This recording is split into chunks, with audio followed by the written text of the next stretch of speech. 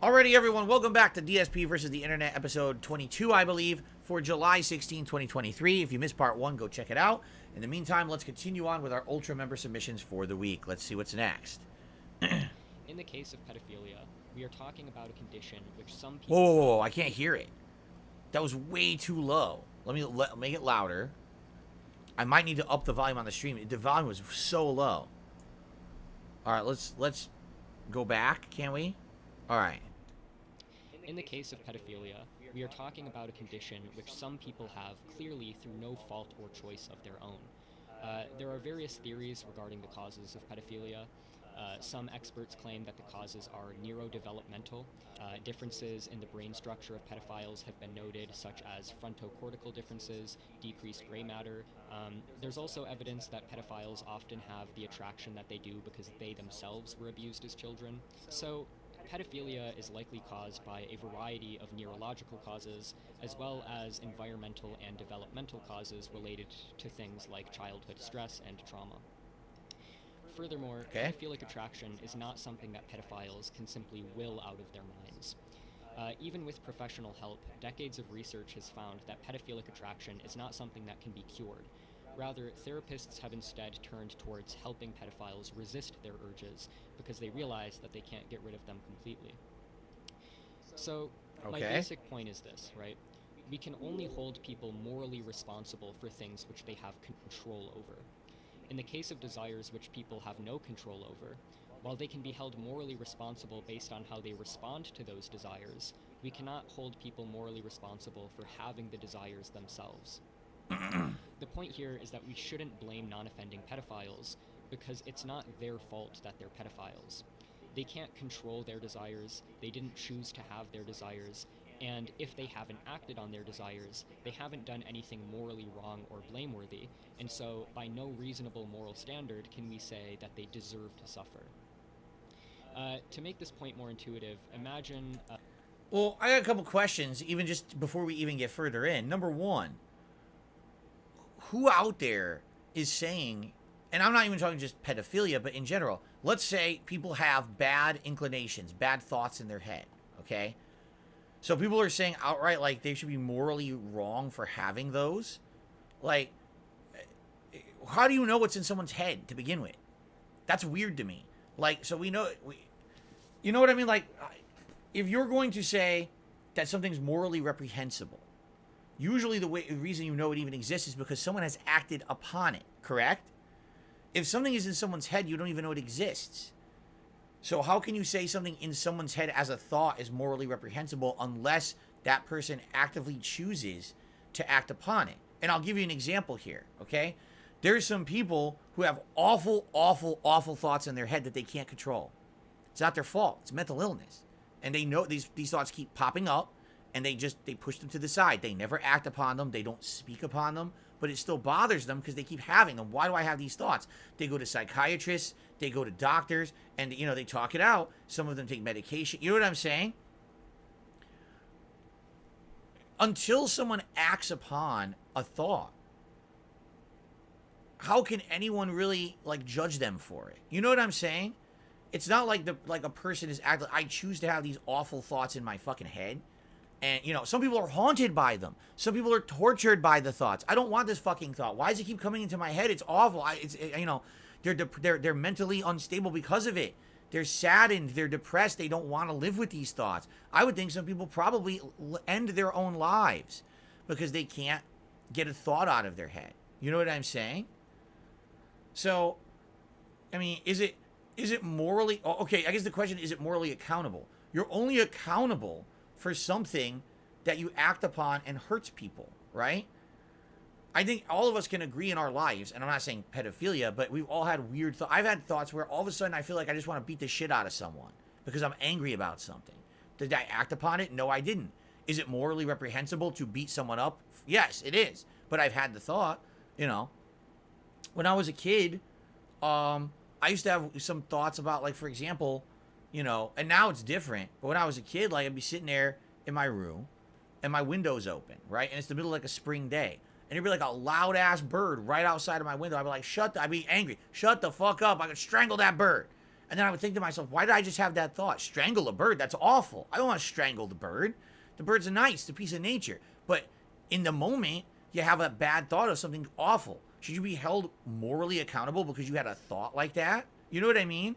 At one point, do the thought police come into play here? And like, I can't just think of something. You should be able to think as long as you realize after the thought occurs, this is not a thought that should continue. This is a thought I don't want to continue. I don't want to act upon it.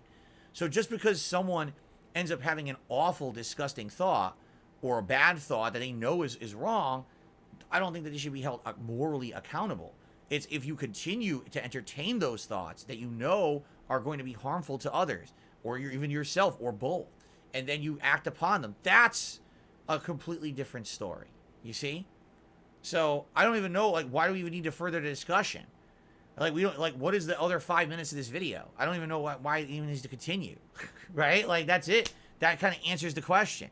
No, you shouldn't be morally accountable just because a thought pops into your head, especially when every thought in your head is not necessarily something that you want to happen in your head.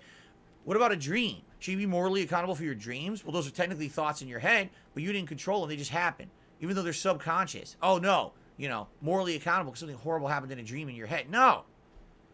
So the answer is no. You shouldn't be morally accountable for everything that pops in your head, but you should have the rationale and the reasoning to say that's not something that should ever be recurring or happening in my head, and I certainly should never act upon it. And if it's something that's stuck in your head you can't get out, you should try to seek professional help to make sure that it doesn't keep happening if you can within reason. You know what I'm saying? So there you go. Okay? Fair enough. I don't even need to continue. Like, there's literally no other reason to continue in the discussion. So, okay. On to the next video, which hopefully is more lighthearted than that one. By the way, now I guess I can adjust my levels again, because that video, the volume was really low for some reason. Okay. Work tomorrow? It's my day off. Yeah, I'm off too. Nice. Hey man, I was thinking, you're a cool dude, I'm a cool dude. We both got work on. I'm good, bro. Okay. I'm sorry. We're work friends. No, we on the same page now. You guys, my dad literally just got What is it supposed to be? Face for being Funny TikToks? That was supposed to be funny? I mean, I thought it was going somewhere. I think we're going to end up not liking this one too much. Let's see. a Trump supporter. Like, that was it. Just for being a Trump supporter. And I'd do it again. Bah, bah, bah. Do you truly, in your heart of hearts, truly believe that this is a human being? This, without a doubt. without a doubt, Yes. this is a dolphin fetus. So let me. Without a At this job, we're a family. No, we're co-workers. We're in a store, not a Vin Diesel movie. What do you think this is, Fast and Furious 10, $10 an hour? Hate to disappoint you, but I've applied to 40 other families this week. We're not family. We're acquaintances who keep our lunch in the same fridge. This is good. This is just a job. I love you, bitch. That was and you actually love good. me. That one was legitimately good. Because how many stupid retail jobs that should say dumb shit like that? Like, dude, this is just a fucking job. What are you talking about? That was actually pretty good. What's good? You trying to suck this purple Oh, dime I've so seen deep. that one before. I've seen Barney, like, rapping. Or she, but mine are left and here because I'll never be. Oh? I don't get it.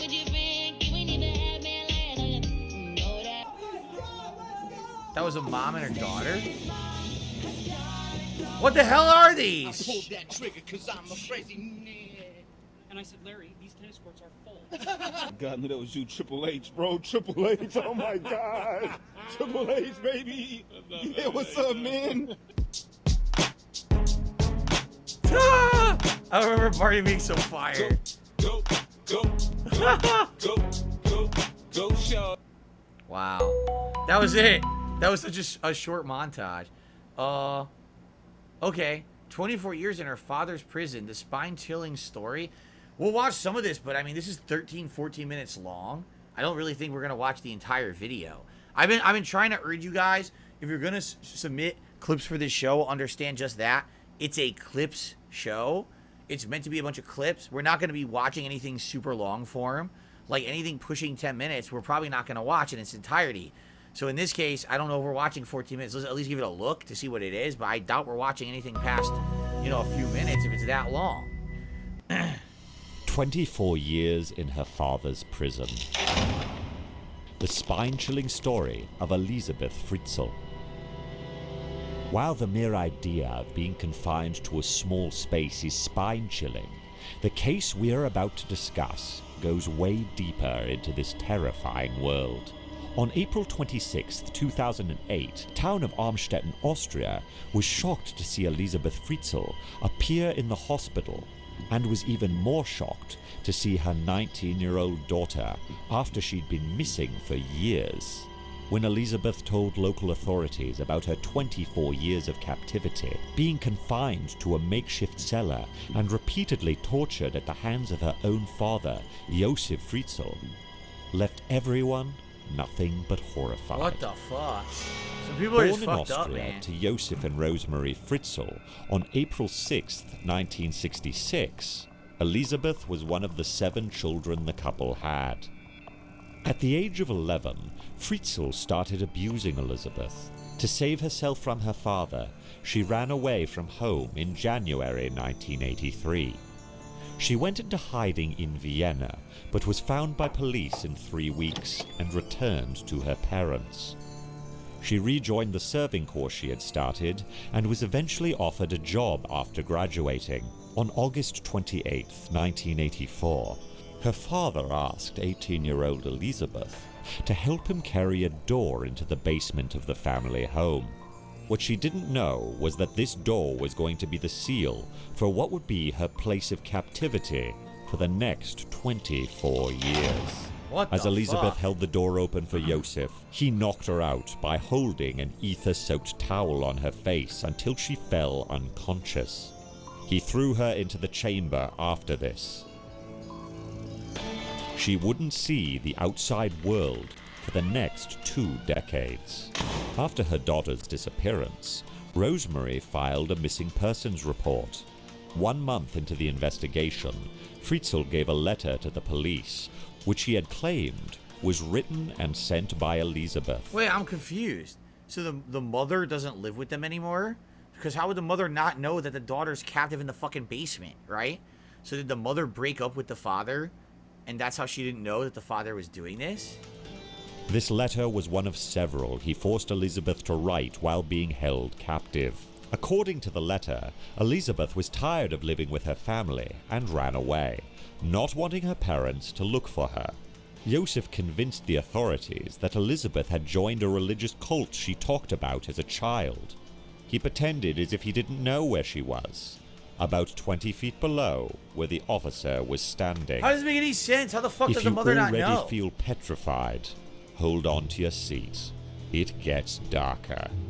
With time, the investigation went cold, and the world forgot about the missing girl. But Fritzl did not. For years to follow, he visited Elisabeth almost every day, or a minimum of 3 times a week. He would bring food and other supplies. According to his sister-in-law Christine, he visited the basement every morning at 9 a.m., under the pretext of drawing plans for the machines he sold. He would often stay there the whole night. What? He wouldn't allow anyone to come down. It might sound shady, but his wife thought he was just a hard-working person who didn't want to be disturbed whilst working. You would never. No, as just think they about say. it. You would never go in the basement for any reason, ever. This is the only room that you would. You know what I mean? It's only his room, the basement. Even though there's probably shit down there to run the house, right? Like a furnace and shit. What the hell? It doesn't make. This makes no sense. You have to be the dumbest, most ignorant people, right? What the hell? People can be very manipulative in the world outside.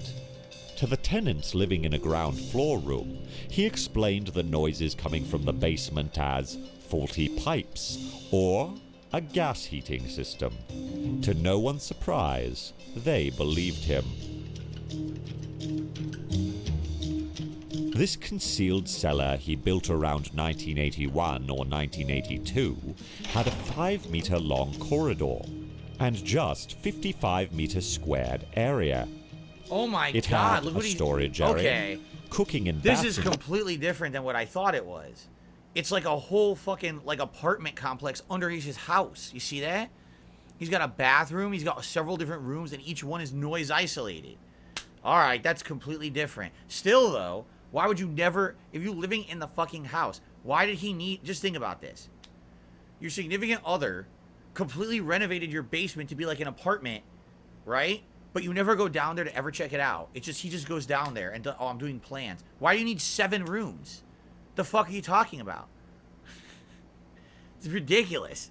Facilities connected by narrow passageways. Look at this. The cellar also had a television, radio, and video player. But you're not allowed down there, only him. Food could be cooked and stored. It had only 2 access points. One was a 500-kilogram hinged door, and the other was a metal one. The only entrance accessible over time was hidden behind a shelf in his basement workshop, protected by an electronic code. Oh my, how would you not know that your fucking husband put an electronic coded door in the basement? What the... This is bullshit. There's no way. I don't believe it. I'm sorry, I don't believe at all, in any way, shape, or form, that the mother wasn't in on this. How the fuck do you not know that, right? It's getting like worse. The further the story goes, it's just getting worse. Like, you know that she knew, right? In order to reach this door, one had to cross 5 locked basement checkpoints. To get to the area Elizabeth was held captive, a total of 8 doors needed to be unlocked. Each door was secured by an additional locking system.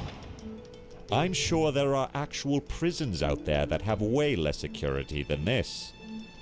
But these measures Fritzl took to keep his secret hidden is exactly what makes this case even more sickening. For the first 2 years, she had no chance of Fritzl escaping. left her alone in the captivity. Sometimes he chained her, while at times he left her free in the cell. Then he started doing something even more horrific. You know what? For years, Come on. he would come down every night, force her to watch adult films, and sexually abuse Of her course. repeatedly. I mean, what do you He think would he's doing force this her for? to reenact right? them in a soundproof room he constructed in the basement. He kept abusing her, starting at the age of just 11. You knew it. It was a lifelong thing. This After guy's 2 fucking years sicko. into captivity, Elizabeth became pregnant, Wow. but miscarried 10 weeks into it. 2 years later, she would fall pregnant again Oh and my ended God. up giving birth in August 1988 to a baby girl named Kirsten. Disgusting. After 2 more years, another baby was born, a boy Well, named people are saying they want to skip. They don't want to watch the rest of this story. If you guys want to skip, we'll skip ahead.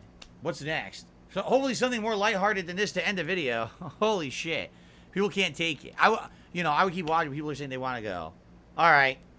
Yeah, it's disgusting.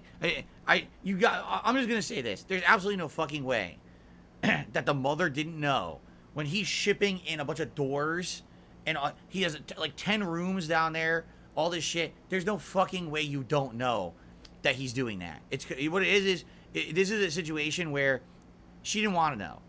One of these complacent people, right? One of these people who's just controlled by her environment around her. She didn't want to know what was going on. She didn't want to ask the question. Either she didn't want to deal with the repercussions of it happening, right? But look what happened. I mean, fucking someone's life's completely ruined, destroyed, right? It's fucked up. Anyway. All right, on to the next. Luke taunts Ken before getting the KO.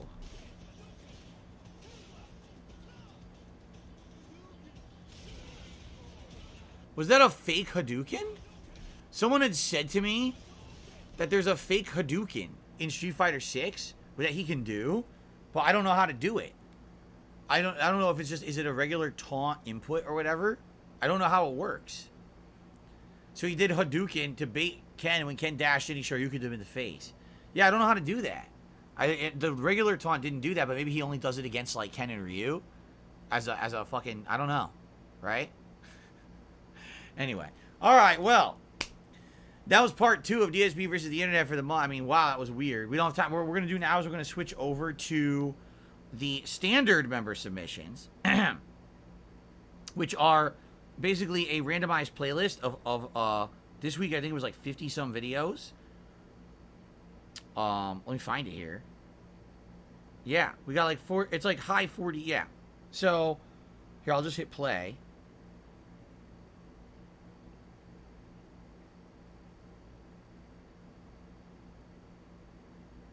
Alright, it didn't play. I paused it because it's, you know, we're going to go to the next video here. But, alright, so, thanks for watching DSP versus the Internet. That was part 2 for the week. We still got a couple more hours coming. Again, if you like the show or if you want to contribute to be a part of that show and you can pick the videos for next week, please consider becoming a member or giving a membership to the channel. I would really appreciate that. Alright, thank you in advance to anyone who supports this channel and my efforts to put out fun React content every week. And I'll see you in part 3.